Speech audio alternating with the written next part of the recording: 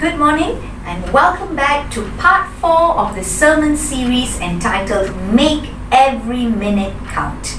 It's so important for us to use this wonderful resource that God has given us about our time.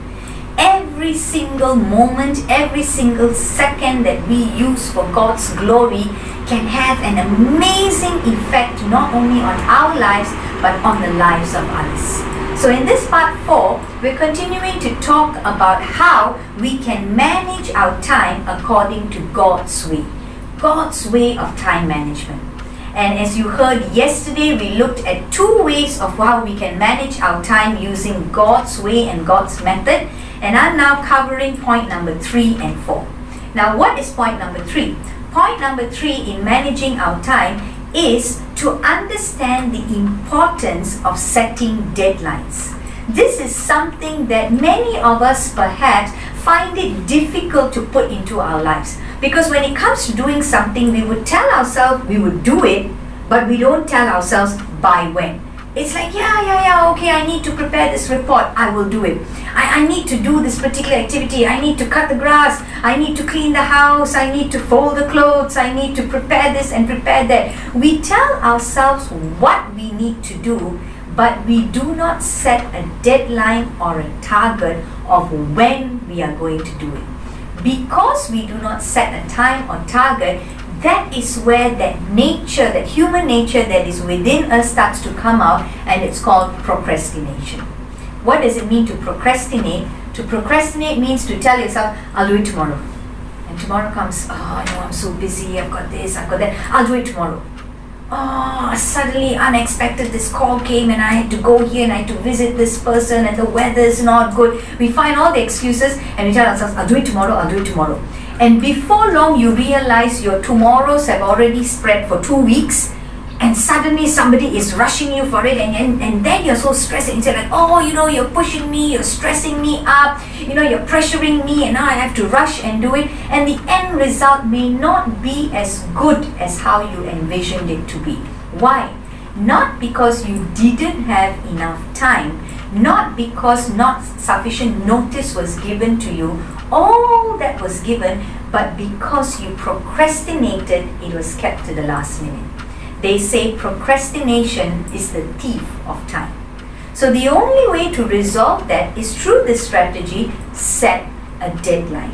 Have a particular deadline so that we don't pile up all our work and then we get stressed and we get pressured and we find it is too much to cope with. I'd like to share with you how you can set a deadline, and this is not a particular theory. You've heard a few theories during this week, like the Eisenhower matrix. Now, this is not a particular theory. This is called the Jackie theory. Okay, it's not something that I read in a book. Maybe it does exist in some book on time management, I wouldn't know, but this is something that I've always practiced in my own life ever since I was young, and I still do it till today. You see, when I set a deadline, I always create a buffer. What do I mean by that?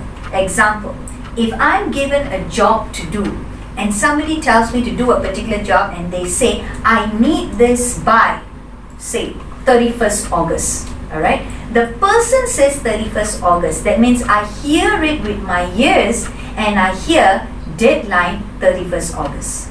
But what I record in my brain and what I record down on paper would be totally different. As you would see it here, I would record deadline for the individual is 31st August. But my deadline is, 31st October. But my deadline would be 10th October.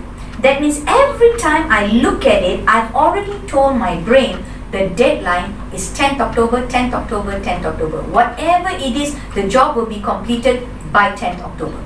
And I would make sure it is done by 10th October. So from 10th to 31st, that remainder 21 days, I am stress-free.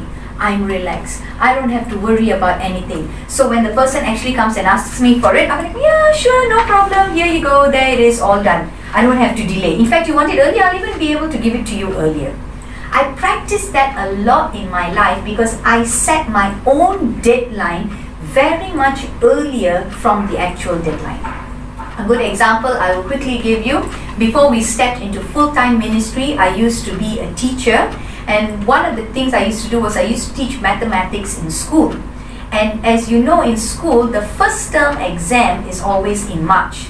Now when school starts in January, we are all like zombies after coming back after the school holidays. It's so difficult to revive all your batteries and get back into the teaching mode. But I'd give myself probably about 2 weeks to get back into that momentum of going into class and teaching and getting my brain worked up like a calculator. But we would get this schedule from my principal, and in that schedule it would be stated there the whole agenda and the whole plan for the year. The whole year's plan would be there, and it would be written there, March is your midterm exams. So if the midterms exams are in March, the teachers have to prepare the exam papers probably by the first week of March and have it ready. Now that is written in the planner, first week of March. But on my planner, it would be written first week of February. And what I would do, by the second week of January, I would already start preparing the exam paper. And it takes time, especially if it's maths, because you've got all your diagrams and graphs and structures that you have to prepare. So I prepare the whole exam paper, objective and subjective, prepare everything, sit down, and we have to work out all the questions, because as you're doing the questions, you might find certain errors and you have to edit the paper. So after all that is done, I've got the exam paper, I've got the answer script by first week of February. In the staff room, I'll happily open my drawer, put the papers in, seal it, lock and key, and it sits there for 1 month. Finally, when it comes to March, and my principal says, oh, well, the exams are coming, teachers, please hand in your papers. Happily, I will smile, I will take the key, I will open the drawer, take out the papers, and I will just go and present it. No stress at all. I love doing that in every area of my life. So set deadlines where it creates a buffer. The fourth and final thing is be organized. Always have a list. Now I covered most of this in the 4 Ds that we did earlier. Be organized and have a list and know what works best for you. If you are a morning person, do most of your work in the morning.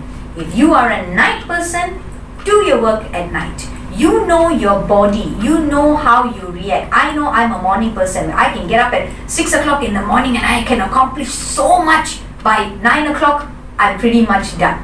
But tell me to do the same thing at night. At 9 o'clock, my batteries are all shutting down. I'm already in zombie land, I'm already in la la land, I'm ready to curl up into bed. I can't do it at night, but I can do it in the morning.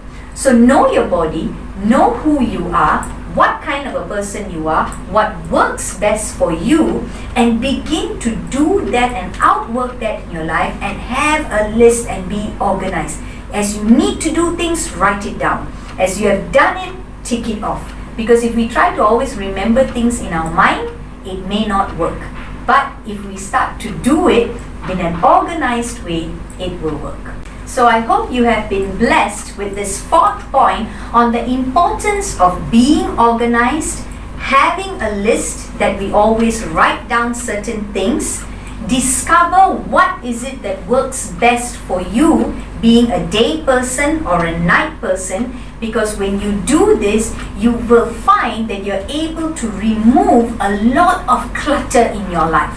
Sometimes we get stressed up because we've taken on too many responsibilities, and it has cluttered us up, it has cluttered our mind, it has cluttered the way we are not organized in our things. But if we can do these simple practical things, we will find life can be so much more relaxing and stress-free. I'd like to conclude with this Bible verse from Ephesians 5 verse 15, and it says, be very careful how you live, not as unwise, but as wise, making the most of every opportunity.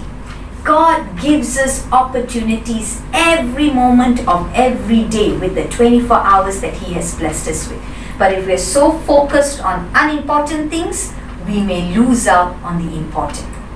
The Ephesians 5 verse 15, I'd like to just end by reading to you the Passion Translation, and I love the words from this translation, and I'll end with this. It says, take advantage of every day as you spend your life for His purpose. I want to bless you and pray for you today, and I pray that you will take advantage of every day and spend your life for God's purpose, that He can work wonders in your life. Have a good day, and God bless you.